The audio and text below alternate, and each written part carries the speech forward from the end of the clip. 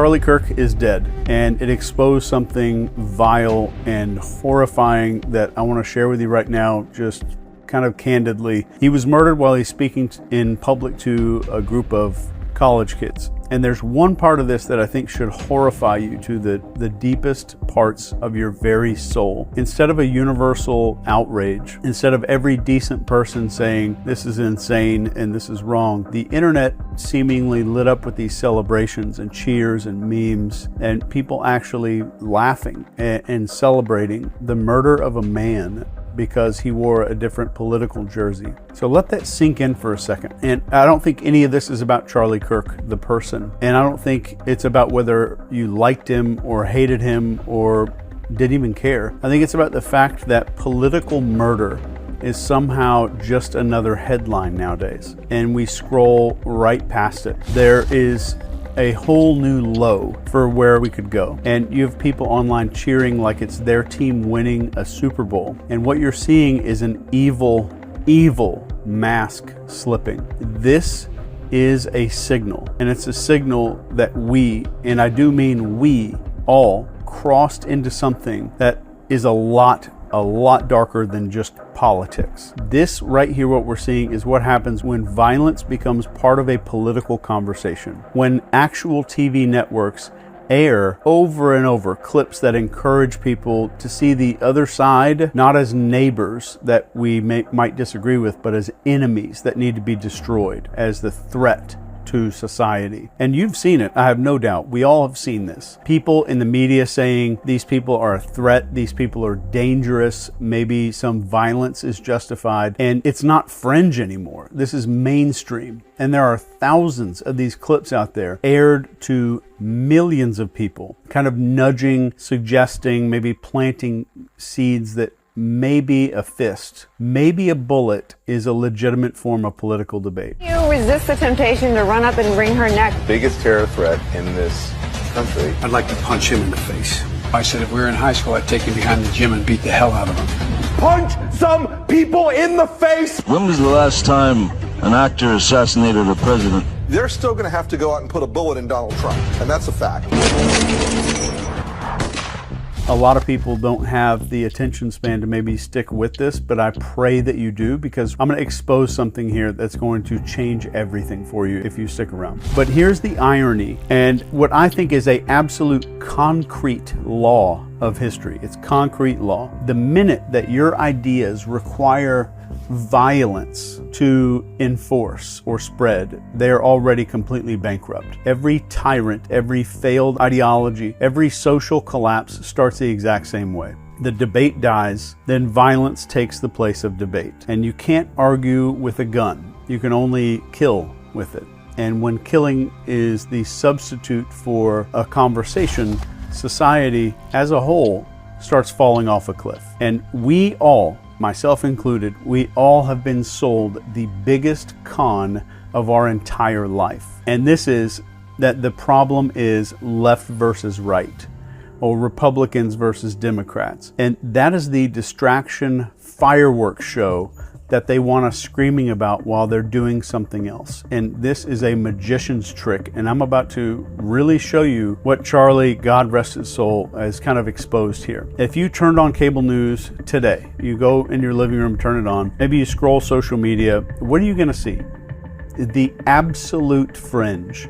They're gonna show you the loudest, dumbest, most cartoonish people from the other side blasted in your face 24/7. You're not being shown your neighbor or your coworker or the mom next door who votes differently. You're being shown a bunch of professional lunatics that are handpicked to make you think one thing. And the one big thing that they want you to think is, oh my God, these people are insane. They are the enemy. That's the reason that we're going downhill. And none of this is an accident. This is word for word textbook psychological operations. And military psyops manuals literally describe how you isolate a target audience, then you pump them full of a bunch of outrage, you create a tribal us versus them identity. This is straight out of a psyops textbook. So why would we want to do this? Or why would psyops want to do this?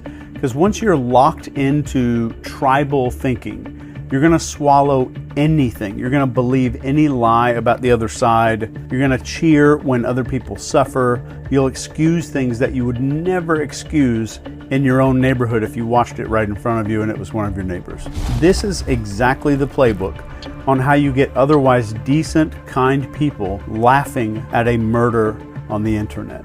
That is how you radicalize a country without firing a shot. And let me tell you something that you're not supposed to think about right now. You share more in common. You share more with somebody across the aisle than with a billionaire donor or some media executive pretending to speak for you. I don't think they want you to see that. They need you divided. They have to have you blind and full of rage, because a united, sane, connected public is the one thing that they actually fear. So how does a normal person, just a regular person, a guy who loves his kids, pays his bills, maybe argues politics at Thanksgiving, how does he turn into somebody who cheers at the assassination of a political opponent on the internet? This does not happen overnight. It is a formula, and I'm going to lay it out for you very plain right here.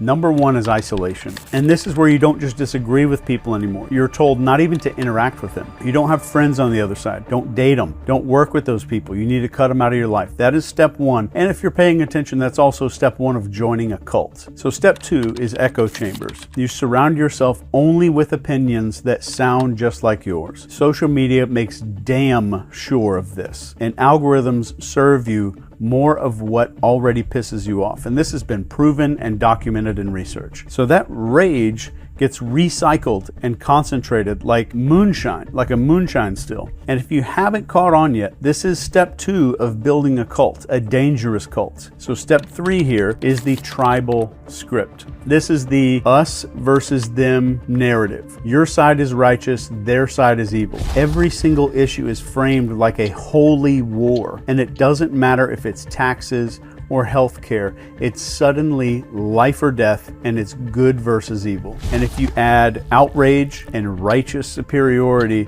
and our brain chemistry starts going bonkers, crazy, that cocktail makes people feel morally justified in hating and silencing and celebrating violence. That is true radicalization. That's how you turn regular people into basically a sleeper agent without them even knowing. The bad news is that what I just said is only the beginning, and it's happening on both sides of the imaginary aisle. Here's the truly horrifying part. All of this, it's not just a result of some advertising and algorithms. This is deliberate, and I would stake my reputation on it. This is not just some accidental byproduct of politics. This, what we're seeing right here, is engineered step by step to keep you outraged and blind and keep you just kind of stabbing and punching at shadows. All the while, this real power, the people who profit from division, stay completely untouchable. So keep this in mind while we're talking. You have more in common with someone who voted different than you did than the people that you see parading their narratives on TV. Please keep that in mind forever, if you're able to. An absolutely brutal truth that nobody really wants to face. Assassinations that, especially like we saw with Charlie Kirk, assassinations are not usually about stopping some kind of evil. They're about stopping ideas. You don't kill somebody because their argument was weak. You silence them because you were terrified that their words are working on people. Think about Martin Luther King Jr.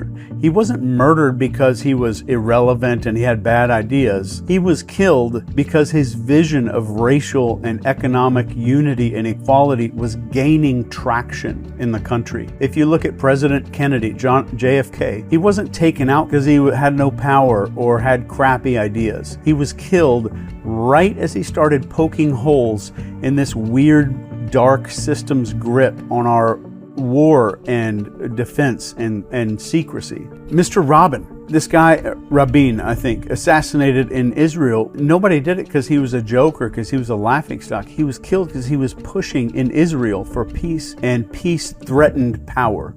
Peace threatened power. History is unbelievably clear on this. If debate dies, when open conversation gets replaced with suppression or intimidation and ultimately violence, society walks into a death trap. There is not an exception to this. So the ideas that require censorship or intimidation or blood to survive, They are 100% of the time poison. An idea that can't survive in the sunlight has to live in the shadows. And that is the death spiral that we are in if we don't stop this shit right now. So let's look at the other hand in this magic trick. Remember we talked about there's some misdirection going on here.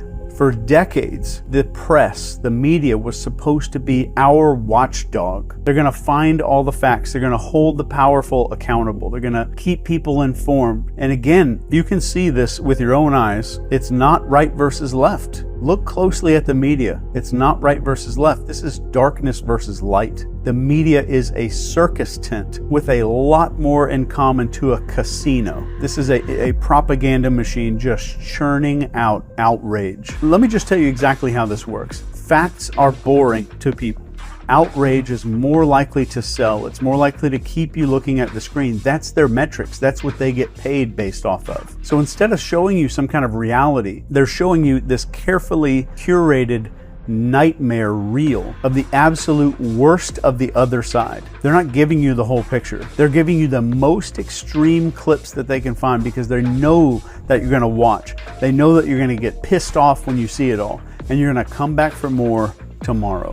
In fact, to me, if I'm very honest, if something doesn't fit their narrative, it is completely ignored. But if a story can be kind of twisted into a blame game, then it is. So they're not showing you reality in any sense. They're showing you a story designed to keep you loyal to your tribe, addicted to whatever their version, twisted horror movie version of reality really is. And what's truly disgusting, what I am genuinely nauseated by. We tend to think, oh yeah, the media is trying to sell ads for some pharmaceutical stuff, and they're trying to sell some car commercial breaks and things like that. That's not it.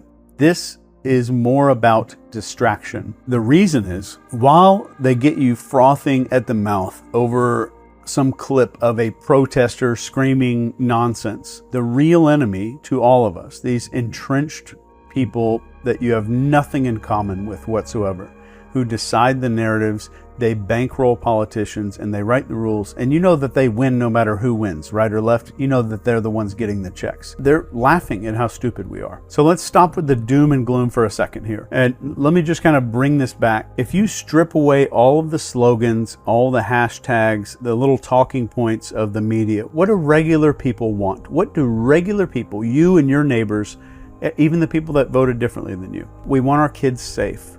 We want a roof that doesn't leak. We want food in the fridge. We want a job that doesn't crush our frickin' soul. And we want some goddamn honesty from the people who claim to represent you, to represent us. And guess what? That guy that you don't like with the bumper sticker down the street, he wants the same thing. The woman with the MAGA hat at the grocery store that you thought was an idiot, she wants the same thing. The mom who is too busy working 3 jobs to even care about politics, she wants the same thing too. But what do they not show you on TV? What is the one thing? It's that you have that much in common with the people who voted different than you. They will never show you that. They show you the screaming protester with the purple hair threatening to burn a bunch of stuff down. They show you this red-faced conspiracy guy spitting at the camera talking about crazy stuff. They show you the absolute fringe because fringe pisses you off. Fringe makes you hateful and angry. Fringe makes you think that the other half of the country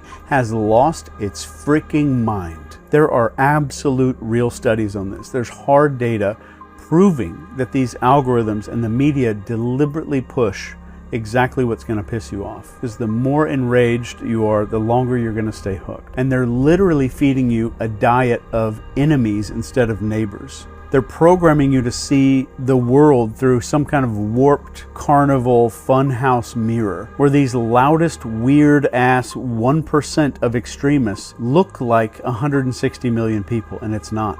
It is a lie. It is a lie. And if that's a lie, then let me say one thing that's true. And let me give you the truth here. You and that weird uncle that you argue with at Thanksgiving, you're not enemies. You're both being played. You're both being manipulated. And the second that you realize that, the second that you look across the aisle and see a fellow human being instead of some caricature cartoon, is the moment that the scam starts to collapse. And I think I know what you might be thinking here. So if it's not left versus right, then who the hell is pulling all these strings? Who benefits? So let me ask you, Who benefits from you hating your neighbor? Because let's be honest, regular people don't profit from this chaos. Regular people don't. But someone does, and that someone is what I personally call the covert elite, because we have elite and then we have covert elite. And these aren't like a bunch of Looney Tunes cartoon villains in some underground lair. These are CEOs and mega donors to political campaigns. And you notice how they donate to both sides? These are political lifers, media conglomerates. These are the people who cash big ass checks no matter who wins the election. They operate on both sides of the aisle because the sides pay out. They don't care about your values. They don't care about your family or your future. They care about one thing, and that's control. And let me tell you, division is the cheapest, most effective tool ever invented for that. Look at how psyops are described in military doctrine. You identify your target audience, you feed them carefully selected information, and you push their emotion until their behavior changes. This isn't theory. That's written down in black and white. And it's the same exact playbook that's being used on you and me, my family, my parents, all of us. Except this time the battlefield isn't Afghanistan, it's not some country in the Middle East. It is your living room. It's your Twitter feed. It's your nightly news. It's right here where you're looking at my face, whatever device you're watching this on. This is the battlefield. This is why both parties, you're hearing them scream about each other nonstop, but they never really seem to touch the things that matter. And you ever notice how there's always money for war, but there's never money to fix our roads? You notice how billionaires always seem to fund both sides of the elections. And if you've ever noticed, if you take a good look, corruption is a bipartisan issue. That's not incompetence. So whatever it is for the elites, they need you locked in this tribal, us versus them, tribalistic warfare. Because if you ever woke up and you started to realize that you share more in common with the other side than a single millionaire donor on your own side, the entire game starts to collapse instantly. And I think if you realize this, you'd stop fighting each other. You'd start realizing that the right versus left is fake. And I think that purely terrifies them. So who knows how long this video is going to last on YouTube. But let me be crystal clear about one thing. The real enemy isn't your Democrat neighbor with the yard sign that pisses you off. It's not your Republican uncle who posts stupid memes on Facebook. The real enemy is entrenched power. And it's an entrenched power that thrives on one piece of fuel, and that fuel is chaos. The real enemy is those people who profit when you are divided and distracted, and most importantly, when you are dehumanizing your fellow Americans. This was never about left versus right. It was always about the people versus the powerful. So here's the starting point. It's just sanity, just plain everyday common sense sanity. And ask yourself, do you genuinely want political opponents murdered in the streets? Do you want your neighbor dragged through the mud because they voted differently? Of course you don't, because you're a sane human being. And that means that you're okay. And sanity right now is the most rebellious act that you can commit in this country for right now. Sanity is refusing to let CNN or Fox News or Twitter decide who your enemies are. It's looking across the aisle that's probably imaginary and saying, you know what, I disagree with your ass, but you're not the devil. Sanity is truly openly saying violence is not politics. Violence becomes the death of politics. And true sanity is seeing just the weird idiots on the news and realizing that's not the norm. That is a cartoon that's curated for you. And the second that you stop playing the outrage game and you refuse to cheer for blood, which I hope you didn't do, you're already breaking the spell if you're there. I genuinely believe in my heart that sanity is contagious. And when one person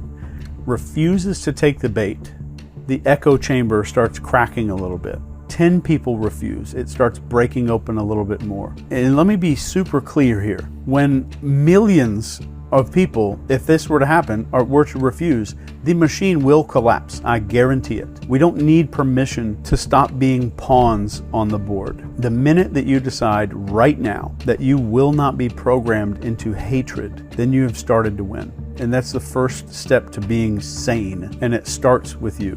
Mr. Charlie Kirk, his death was a mirror for all of us. And it's a mirror showing us how that we have fallen, because when we see murder being celebrated, when we see neighbors that are treated like enemies, that's the signal. And I think the good news here is that the machine only works if we feed it. It only runs on our clicks and our outrage and our willingness to see half of this country as a horrifying monster. If you starve this, it's going to die. It's as simple as that. Just think about your neighbors. Look at the people around you. Your neighbors, your co-workers, the parents at your kids' school. Do they really look like these dipshits that you see on TV and on social media? Do they actually match these memes and all the screaming clips and stuff? Hell no. They look like you. They look like me. We're tired and overworked.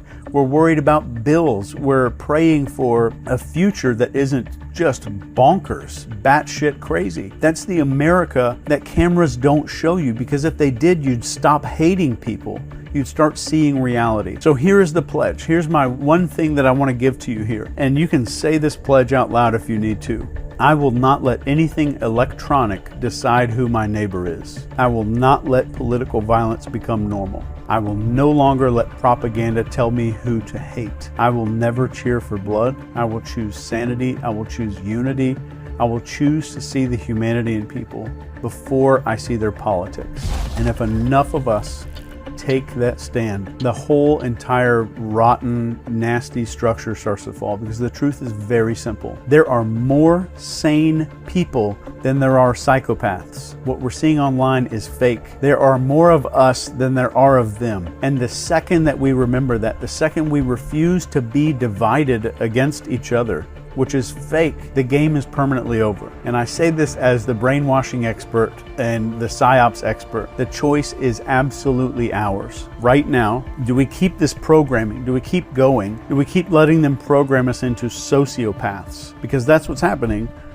My previous video right before this one was about this. Or do we break the script and take back our sanity and just finally remember that we are one people? We're not two tribes. And I want you to remember this. If something online pisses you off, now you know for sure that you are witnessing social engineering. That's all that is. And let me end this with a quote from Martin Luther King. The ultimate weakness of violence is that it is a descending spiral, begetting the very thing it seeks to destroy. Instead of diminishing evil, it multiplies it. Through violence, you may murder the liar, but you cannot murder the lie, nor establish the truth. Through violence, you may murder the hater, but you do not murder the hate. In fact, violence merely increases hate. Darkness cannot drive out darkness.